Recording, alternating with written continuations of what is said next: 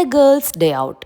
അതെ, 2-3 മക്കളുള്ള കുറച്ച് ഗേൾസ് വർഷങ്ങളായി പ്ലാൻ ചെയ്ത് അവസാനം കിട്ടിയവരുമായി കൂടാന്നുള്ളൊരു മെൻറ്റാലിറ്റിയിൽ വന്നിട്ടുള്ള ഒരു ദിവസമാണ് കേട്ടോ ഒന്ന്. ഞാൻ നേരത്തെ എത്തിയതുകൊണ്ട് തന്നെ എന്നെ മുന്നേ വന്നവരൊക്കെ ഫീഡ് ചെയ്യാനും വാഷ്റൂമിലൊക്കെ ആയി പോയപ്പോൾ അവരെ വെയിറ്റ് ചെയ്ത് ഞാൻ കുറച്ച് നേരം ഇരുന്നു. കാത്തിരിക്കുന്ന സമയം വേസ്റ്റ് ആക്കണ്ടല്ലോ. അപ്പോൾ ആ മൈഗ്രെയിന് നോസി ഒന്ന് ശമിപ്പിക്കാൻ വേണ്ടി ഒരു മൊയ്റ്റോയിൽ അങ്ങോട്ട് സ്റ്റാർട്ട് ചെയ്തു. സ്റ്റാർട്ട് ചെയ്തതേ ഓർമ്മയുള്ളൂ കേട്ടോ. ഇത്രയും കാലം ഞങ്ങൾ പ്ലാൻ ചെയ്ത് ഈ ഒരു ഔട്ടിങ് തിന്നാൻ കിട്ടാഞ്ഞിട്ടാണോ എന്ന് പോലും സംശയിച്ചു പോയി. വീഡിയോൻ്റെ അവസാനം കാണുമ്പോൾ നിങ്ങൾക്ക് മനസ്സിലാവും. അപ്പം ഞാൻ മാത്രമല്ല തുടങ്ങി വെച്ചത്. ഇതാ കണ്ടില്ലേ, ഇവർ വന്നപ്പോഴും ഈ പോപ്കോൺ ആയിട്ടാണ് വന്നത്. ഇത് തിന്നാൻ വേണ്ടി മാത്രം ഒത്തുകൂടിയതാണോ എന്നൊരു ഡൗട്ട്. നിങ്ങളും ഫ്രണ്ട്സായിട്ട് പുറത്ത് പോകുമ്പോൾ ഇങ്ങനെയല്ലേ? നമ്മൾ പുറത്ത് പോകാമെന്ന് പറഞ്ഞാൽ തന്നെ മെയിൻ ഐറ്റം ഫുഡ് അടിയാണല്ലേ. അങ്ങനെ സ്റ്റാർട്ടേഴ്സായിട്ട് ഇതാ ആദ്യം തന്നെ പാനിപ്പൂരി വന്നിട്ടുണ്ട് കേട്ടോ. പിന്നെ എന്തൊക്കെ ഡേ ഔട്ടാണ് നമുക്ക് ഓഫാണെന്നൊന്നും പറഞ്ഞിട്ട് കാര്യമില്ല. മക്കളെ കാര്യത്തിൽ കൃത്യസമയത്ത് അവർക്ക് ചെയ്യാനുള്ള കാര്യങ്ങളൊക്കെ ചെയ്തു കൊടുക്കേണ്ടി വരും. പിന്നെ വീണ്ടും ഡ്രിങ്ക്സ് വന്നു, അതിനുശേഷം ഇതാ മോമോസ് വന്നു. ഇങ്ങനെ എല്ലാവരും കൂടി ഇതുപോലെ ഇങ്ങനെ ഷെയർ ചെയ്ത് കഴിച്ചപ്പോൾ പണ്ടത്തെ കോളേജ് ലൈഫിലേക്ക് തന്നെ നമ്മളെല്ലാവരും തിരിച്ചു പോയിട്ടോ.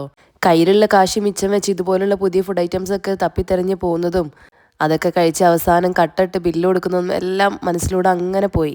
കൂടെ തന്നെ കുറച്ച് പരദൂഷണം കാര്യങ്ങളൊക്കെ അതും നടക്കുന്നുണ്ട്.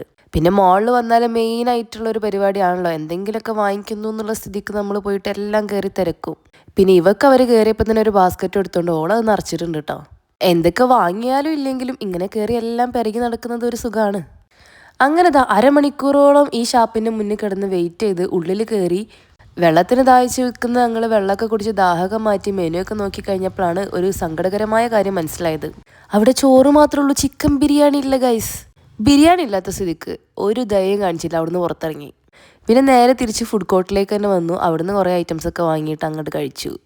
ഈ കാണുന്ന മീഡിയം പിസ്സ, പിന്നെ നടന്നു വരുന്ന ആ കാണുന്ന 12 പീസ് ബ്രോസ്റ്റഡ് ചിക്കൻ.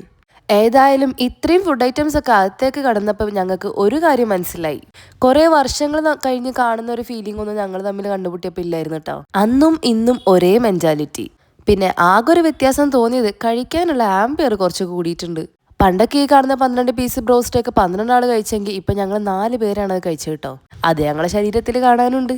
അന്നത്തെ 0 സൈസും 6 പാക്കൊക്കെ പോയി ഇപ്പോൾ എല്ലാവർക്കും ഓരോ ഫാമിലി പാക്ക് കൂടെ കിട്ടിയിട്ടുണ്ട്. പിന്നെ കോളേജിൽ നിന്ന് കട്ടാങ്ങൽ വരെ അട്ടിയിട്ട് ഓട്ടോയിൽ പോകുന്ന ഓർമ്മ പുതുക്കാൻ വേണ്ടിയിട്ട് ഞങ്ങളിതാ പുതിയ സ്റ്റാൻഡ് വരെ എല്ലാവരും കൂടി ഒരുമിച്ച് ഒരു ഓട്ടോയിലാട്ടോ വന്നത്. പക്ഷെ ഓട്ടോക്കാരിപ്പോൾ വിളഞ്ഞിട്ടുണ്ട്, അവരാളെന്നെ പൈസ വാങ്ങി.